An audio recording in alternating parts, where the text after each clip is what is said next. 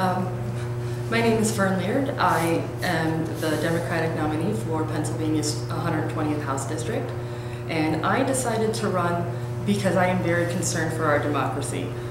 Our General Assembly since 2020 has introduced several voter suppression bills, but more importantly, election subversion bills. And the power of the outcome of our elections belongs with we the people and not with the legislature. That said, I know very well that getting elected isn't enough. If the Democrats take the majority, then yes, we stop that. But there's still a job to do. I am a longtime healthcare advocate and special education advocate, and I have been down our nation's capital fighting for legislative change for about a decade. And in that time, I have learned the ins and outs of political process. So when I saw that no one else was running with our democracy in danger, I decided that I'm going to take that experience and knowledge and make sure that the Republican incumbent is not without a challenger.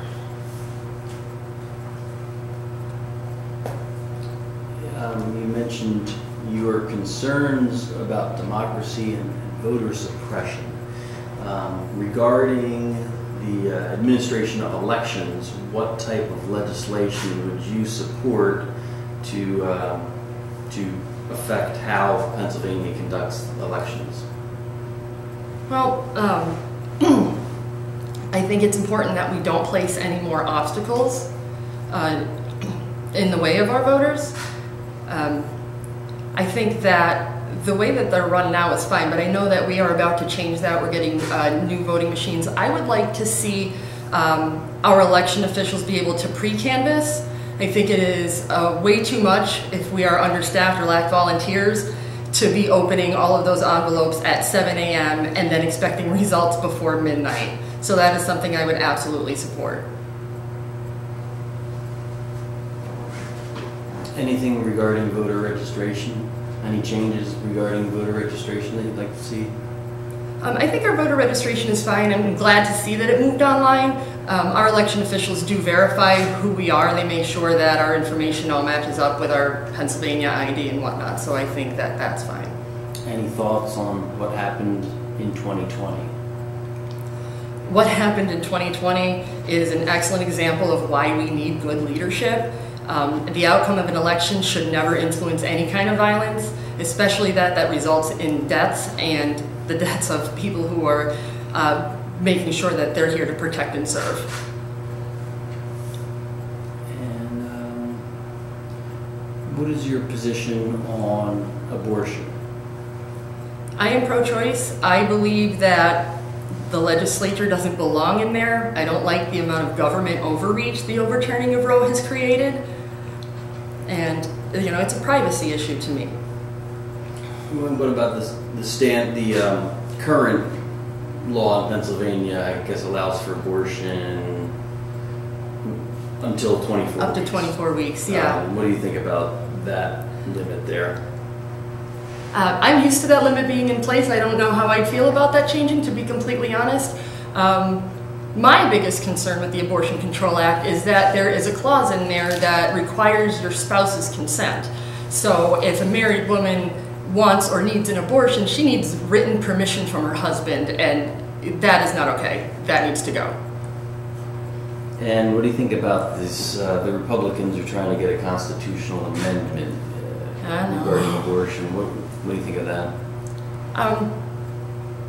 I think if the people of Pennsylvania wanted that, they would not need to do it via constitutional amendment. I think that abusing our amendment process so we can bypass one of our checks and balances says everything that we need to know about SB 106.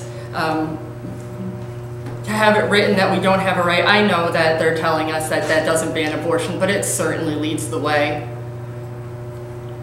And I know that the outcome of our next election is going to play a crucial role in that. If Josh Shapiro is not elected, then I think that we're going to see a full ban. And it's very concerning to me because his opponent wants it without exception. So, you know, that's going to be a death sentence to many women, and I have a big problem with that. What are your positions on taxes, corporate income tax, sales tax, property taxes? I think that we would generate a lot of money if we would just close the Delaware loophole. Corporations come in here and they pay no taxes on the profit that they earn here, and I think it's unfair to rob Pennsylvanians of that benefit. I think that taxes need to be lowered on the lower and middle class. We shouldn't be taking the brunt of it. What do you think of the legislation that's already in place to gradually lower the corporate income tax in Pennsylvania? I think that it's a good step. I think that gradually lowering it is the way to go, so we're not taking such a hard hit. I'm sure that makes sense. I believe one of the issues with the personal income tax is that the state is prohibited from enacting a graduated or progressive income tax. Is there any way of possibly changing that if you want to reduce the burden on the lower and middle class? I believe that if the legislature worked together, that we could pass something that would eliminate that, and then we would be able to proceed with some change there. I think that sometimes we legislate ourselves into tying our hands behind our backs. So, that is something that we can certainly reverse, but it's going to take a lot more cooperation with our legislators. And what about the current state of relying on the property tax? Do you have any plans for property tax relief? I would like to see property tax relief. I think that it would be, what's a good word for it? I think we need a plan in place before we do that. I hear from candidates over and over again that we're going to eliminate the property tax, but we don't have a plan in place to what we're going to do for funding our schools, because that's where a lot of funding for our schools come from. And that's why our funding is so inequitable, because it really depends on the wealth of the district. So yes, I would like to see them lowered, but I think that it would take a lot of discussion and a lot of perspective from legislators from different backgrounds to put in place a plan that would replace that. It's irresponsible to just cut it out. Governor Wolf, wrapping up his 8 years in office, he kind of came into office with the idea of increasing education funding to the school districts, and that would help in turn result in some property tax relief. I think he initially was trying to get a gas drilling tax to make up for some of that revenue, and that never was enacted. And the last couple of years he's proposed larger increases to school districts, and the legislature has kind of given them some increases, but not to the extent that he's wanted. What do you think about what the governor has tried to do in increasing the amount of the subsidies directly to the school districts? I think that's a good step, if you can make it. And I think a big problem with our school funding is that it's not equitable. So not only do we need to increase it in a fair way, so all of Pennsylvania public school students have the best opportunity we can provide them. In addition to that, I think we need more community oversight. I think we need to make sure not only that we are funding our districts properly, that we are ensuring that our districts are utilizing the funds properly. And that'll help ensure that we are making sure that everybody gets what they need. Like our special education students get the supports in place, and we have more after-school programs. I would like to see more money for vocational programs, VOTEC, bring that back. From what I understand, there are some school districts that no longer have libraries. I think that's atrocious, so we should make sure that we have all of those things. You had mentioned fair funding. There's an ongoing lawsuit going on with Wilkes-Barre area and five other school districts. Do you agree with their position? I do.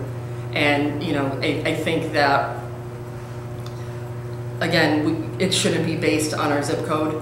And I know that that's basically what it boils down to, and I know that our Supreme Court has heard that, and we're just waiting on their decision, which I hope comes soon. That way we can move forward and start changing our regulations on our school funding. I think that it would be irresponsible to do it now, because we know that there's a pending outcome for legislation there. What do you think about some of the Republican plans for school choice and the Mastriano education plan? How to put it nicely? I think it's awful. I think it's terrible to take public school funds and put them into private schools.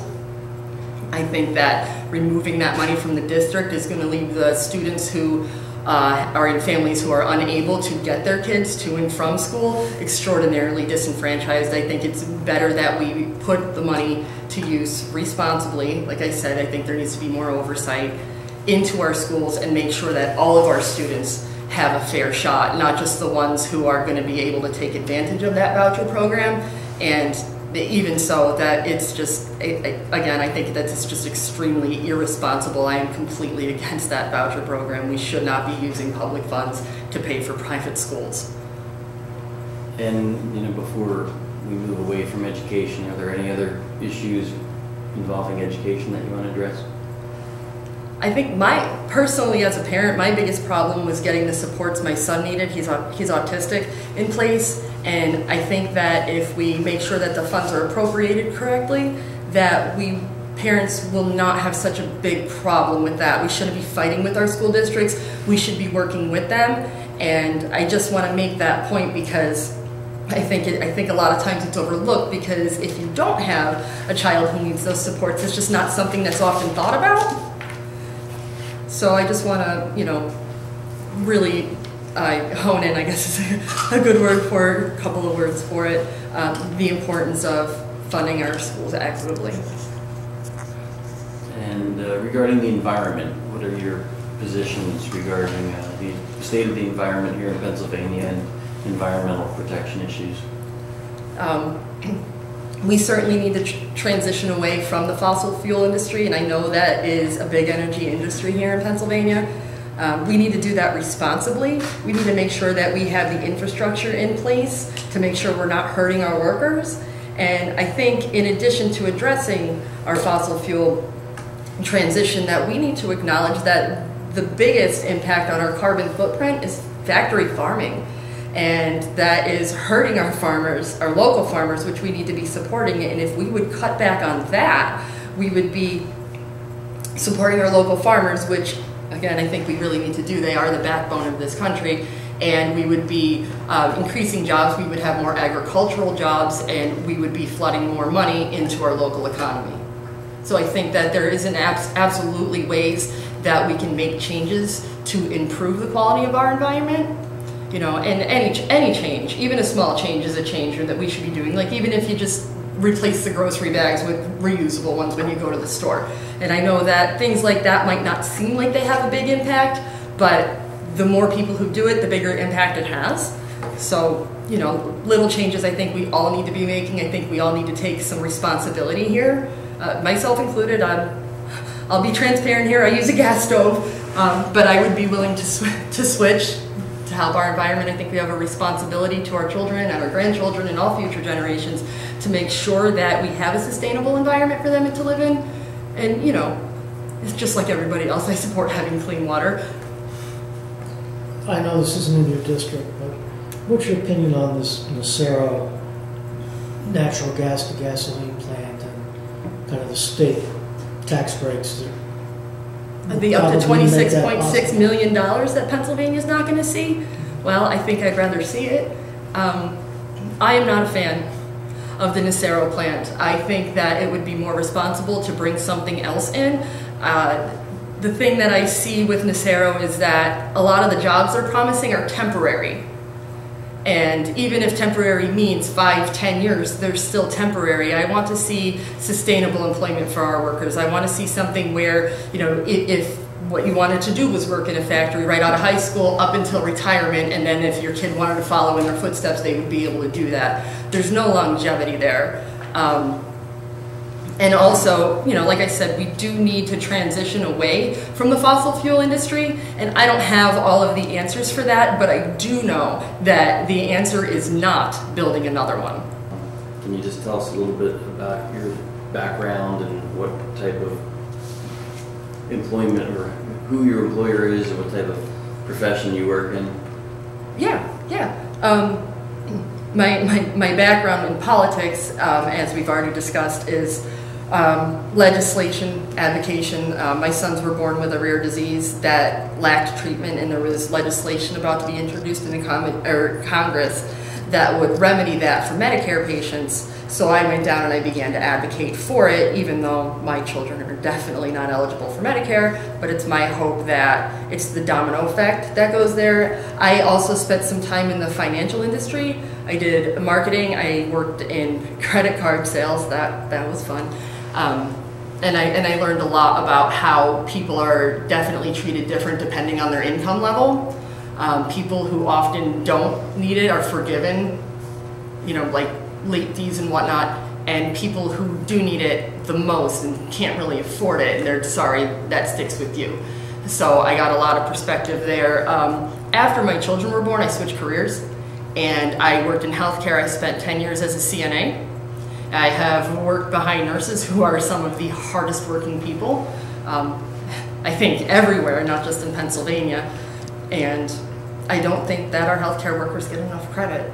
So I've seen it from that end too, and by that end I mean not from just the employers, how we are treated as employees, but also how people are treated based on what insurance they can afford.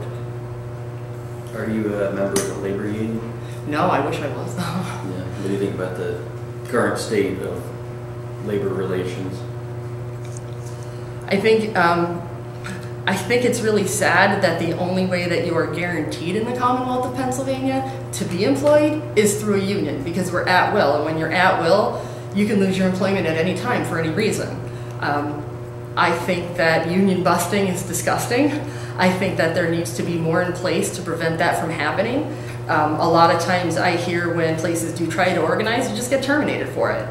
So I don't like the state of that, but I am glad that our unions do take a stand. I know that our health workers recently went on strike until they got a fair contract, and I'm so proud of them for doing so, because a lot of people just wouldn't bother with that, but you have the right to do that if you're in a union, and I think, you know, that's what the labor movement is all about, making sure that employees are protected, making sure that, you know, we're not, you know, subject to lose our job at any minute. No one should lose their livelihood the way that we have, and, you know, negotiating fair wages I think is fantastic. We already talked about the minimum wage. When you have union wages, you don't just survive like most people do.